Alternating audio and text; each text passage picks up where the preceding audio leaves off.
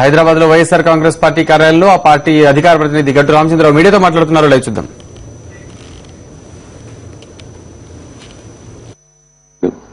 ఈయన సంస్థలో పెట్టుబడులు పెట్టిన వాళ్ళు లబ్ధి పొందారు, వాళ్ళ సంస్థలో పెట్టుబడులు పెట్టిన ఈయన కూడా లబ్ధి పొందిన విషయం కూడా మనకు తెలుసు. ఒక తెలుగుదేశం పార్టీ మాజీ మంత్రి మ్యాట్రిక్ సంస్థ స్థాపించినప్పుడు 30 కోట్ల పెట్టుబడి పెట్టి సుమారు 400 చిల్లర కోట్ల రూపాయల లబ్ధి పొందిన విషయం కూడా మనకు తెలుసు. అంటే 30-35 కోట్ల పెట్టుబడికి 450 కోట్ల లాభం వచ్చిందంటే అది ఏ కిట్ ప్రోకో అని అడగదలుచుకున్నాను. అక్కడ వ్యాపారంలో తనకు లాభాలు వచ్చినప్పుడు ఏ సంస్థలోనైనా పెట్టుబడులు పెడతాడు. దీనికి జగన్మోహన్ రెడ్డి గారి సంస్థల్లో నిమ్మగడ్డ ప్రసాద్ పెట్టుబడులు పెట్టడానికి ప్రభుత్వం నుంచి లబ్ధి పొందిన 26,000 ఎకరాలు ఆయనకు ఓడరేవులకు కానీ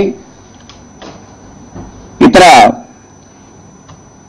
పెట్టుబడులకు కానీ 26,000 ఎకరాలు అతనికి ఇవ్వజూపి 13,000 ఎకరాలు ఇచ్చాడు కాబట్టి ఆయనకి ఈ పెట్టుబడులు పెట్టారని చెప్పేసి ఒక ప్రచారం తీసుకొచ్చారు. అందులో ఒక పత్రిక అయితే చాలా ముందుకెళ్లి నిమ్మగడ్డ ప్రసాద్ కటకటాలేసి కటకటాలు వెనక బొమ్మనేసి కూడా చూపెట్టిన పరిస్థితి ఉన్నది. చిరంజీవి చెన్నైలో బయలుదేరి ఢిల్లీ పోయిందట అని ఒక సమాచార లోపంతో ఒక్క మాట అన్నందుకు ఎగిసిపడ్డ నాయకులు కానీ ఎగిసిపడ్డ పత్రికలు కానీ మరి ఈ విధంగా ఊహించి గందరగోళంగా వ్యక్తుల్ని ప్రచారం చేస్తున్నప్పుడు ఎలా చేయగలుగుతున్నా కూడా నేను ప్రశ్న ఇవ్వదలుచుకున్నాను వాళ్ళకి. అంటే నిమ్మగడ్డ ప్రసాద్ అనే వ్యక్తి మీడియాలో పెట్టుబడులు పెట్టాడు, ఫార్మసీ కంపెనీలో పెట్టుబడులు పెట్టాడు, ఇతర సంస్థల్లో కూడా ఆయన పెట్టుబడులు ఉన్నాయి. సాక్షితో పాటు ఇవాళ మా టీవీ తీసుకున్నట్టయితే ఎక్కువ పెట్టుబడులు మెజార్టీ షేర్స్ అన్ని కూడా మా టీవీలో నిమ్మగడ్డ ప్రసాదే ఉన్నాయి. ఆ టీవీ కూడా జనాదరణ పొందుతూనే ఉన్నది. అంటే నిమ్మగడ్డ ప్రసాద్ను అరెస్ట్ చేయడం ద్వారా మీడియాలో ఇప్పటిదాకా పెత్తనం చెలాయిస్తూ కొంతకాలం వచ్చిన ఈనాడు కానీ దాని తోక అనుబంధ పత్రికలు కానీ ఛానల్స్ కానీ అది తప్ప ఇంకో మీడియా కానీ ఇంకొక భిన్నాభిప్రాయం చెప్పే ఛానల్స్ కానీ భిన్నాభిప్రాయం చెప్పే పత్రికలు కానీ ఉండకూడదని ఒక దురదృష్టమైన ఒక ఆలోచనతో కుట్రబన్ని ఇవన్నీ చేస్తున్న అనుమానం కూడా పెరుగుతూ ఉన్నది. దీంట్లో ప్రధానంగా నిమ్మగడ్డ ప్రసాద్ 2008లో 13 ఎకరాల కనుక ఆయనకి ఇచ్చుంటే మరి అంతకుముందు నిమ్మగడ్డ ప్రసాద్ భారత సిమెంట్లో పెట్టుబడులు కూడా పెట్టాడు. అదే పత్రిక దాంట్లో లోపల పేజీల్లో మాత్రం రాస్తుంది 252 కోట్ల రూపాయలు భారత సిమెంట్లో పెట్టాడు అని. మరి భారత సిమెంట్స్ లో సిమెంట్ వ్యాపారంలో 252 కోట్లు పెడితే దాన్ని తిరిగి ఫ్రెంచ్ కంపెనీకి అమ్ముకున్నప్పుడు జగన్మోహన్ రెడ్డి గారితో ఆయన వాటాలు విక్రయించినప్పుడు ఆయనకు 560 కోట్ల లాభం వచ్చిందని కూడా 560 కోట్లకు అమ్మాడని కూడా ఆ పత్రికే రాస్తుంది. అంటే 252 కోట్ల పెట్టుబడి పెట్టి 560 కోట్లకు అమ్ముకున్నప్పుడు మరి 252 కోట్ల రూపాయల షేర్స్ ఆయన అమ్ముకున్నప్పుడు లాభాలే వచ్చాయి కదా. మరి జగన్మోహన్ రెడ్డి గారికి ఫ్రీగానే పెట్టినట్టయితే దానికి ఏ లంచ రూపంలో పెట్టినట్టయితే అన్ని కోట్ల రూపాయల లాభాన్ని ఎందుకు తీసుకొని పోయాలని అడుగుతా ఉన్నాను నేను. ఈ 560 కోట్ల రూపాయలలో ఒకటి నష్టాల్లో ఉన్న ఈనాడుకి ఎవరు పెట్టుబడులు పెట్టట్లేదు. పెట్టిన రిలయన్స్ అతను మొన్న ఈ మధ్య నా పెట్టుబడులు ఉన్నాయని చెప్పి స్పష్టంగా చెప్పాల్సిన పరిస్థితి వచ్చింది. ఈ స్థితిలో నాకు పెట్టుబడులు పెట్టిన వాళ్ళు మిగతా వాళ్ళకి ఎందుకు పెడుతున్నారు? నా అజమాన్యం కింద ఉన్నప్పుడు, నా మాట కింద ఉన్నప్పుడు, నా చక్రాధిపత్యం కింద ఉన్నప్పుడు, నా ఛత్రాధిపత్యం కింద ఉన్నప్పుడు వీళ్ళు ఎలా పెట్టుబడులు పెడతారని ఒక దుద్దతతో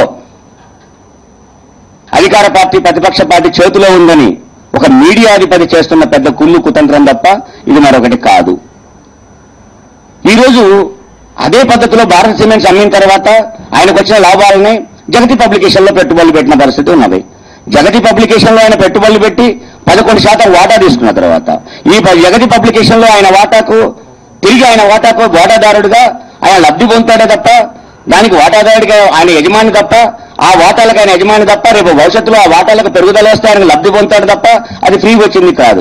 అంటే వ్యాపార రంగంలో ఆయన రకరకాల పెట్టుబడులు వస్తున్నప్పుడు దాన్ని తీసుకొచ్చి జగన్మోహన్ రెడ్డి గారు మాత్రమే పెట్టుబడులు పెట్టినట్టు, జగన్మోహన్ రెడ్డి గారి సంస్థలోనే ఆయన పెట్టుబడులు ఉన్నట్టు, ఆయన సంస్థలో ఎవరు పెట్టుబడులు పెట్టినట్టు, ఆయన మరెవరు ఇంకా సంస్థలో పెట్టుబడులు పెట్టినట్టు నేను సూటిగా అడగదలుచుకున్నాను. ఇవాళ 2 ఆరోపణలు చేస్తున్నారు వ్యాన్పిక్ భూముల విషయంలోకి వచ్చినప్పుడు.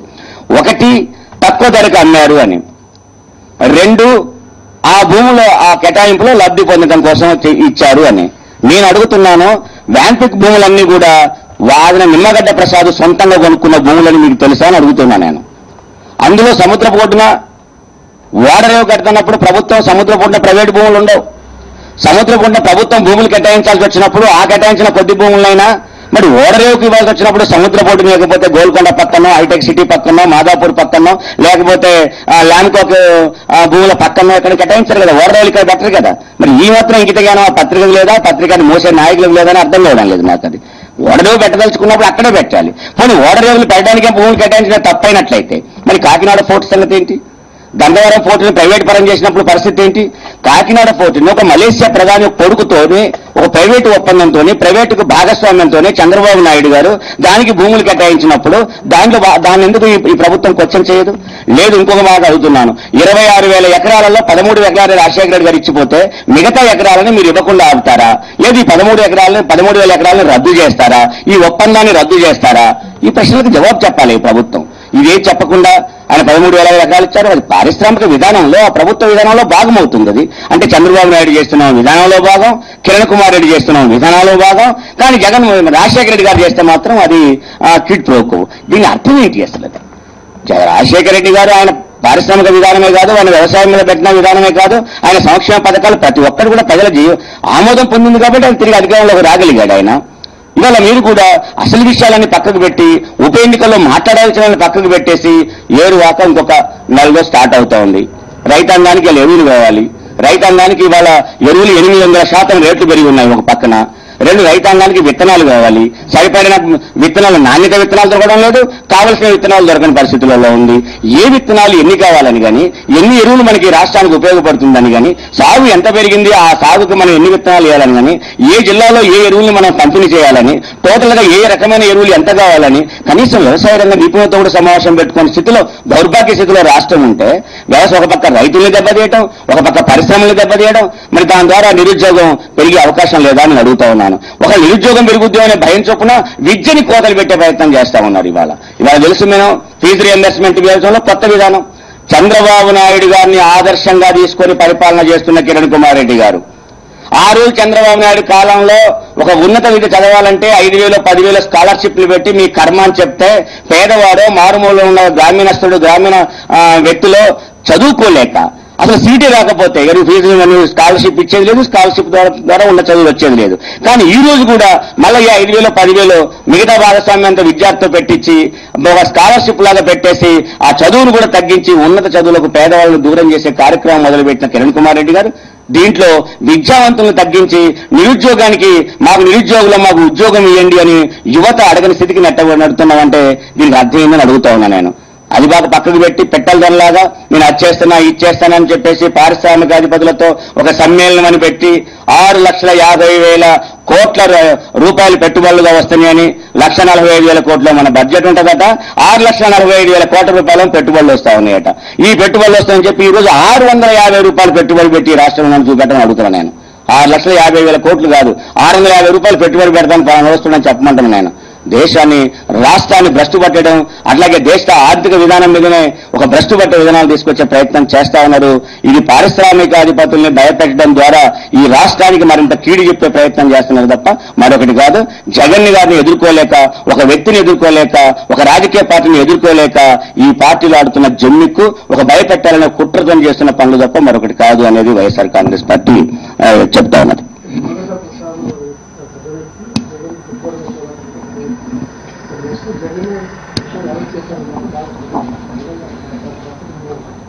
నేననేది సిబిఐ విచారణ ఒక వ్యక్తిని అరెస్ట్ చేయడమే అయితే ఈ దేశంలో జరిగిన సిబిఐ విచారణలన్నింటినీ ఆ విధంగా అరెస్ట్ చేశారా అని అడుగుతా ఉన్నాను. ఇప్పటికి కూడా జగన్ గారి మీద కేసు ఏంటి అంటే స్పష్టంగా లబ్ధి పొందిన వాడి ద్వారా లబ్ధి పొందిన సెకండ్ బెనిఫిషియరీగానేమో కేసులో చూపెడతారు. ఇక్కడికి వచ్చేసరికి ఇవాళ మీరు చూశారు, ఇవాళ జగన్ గారిని ఆ ఇంట్లో కానీ సోదాలు చేస్తున్నప్పుడు ఏమన్నా కోట్ల రూపాయలు దొరికాయి? ఇక్కడ ఏమన్నా డబ్బులు ఏమన్నా దాచిపెట్టి గోడలనో లేదా కింద బెడ్ల కిందనో దాచిపెట్టిన డబ్బులు లేవే? ఎక్కడ కాదే?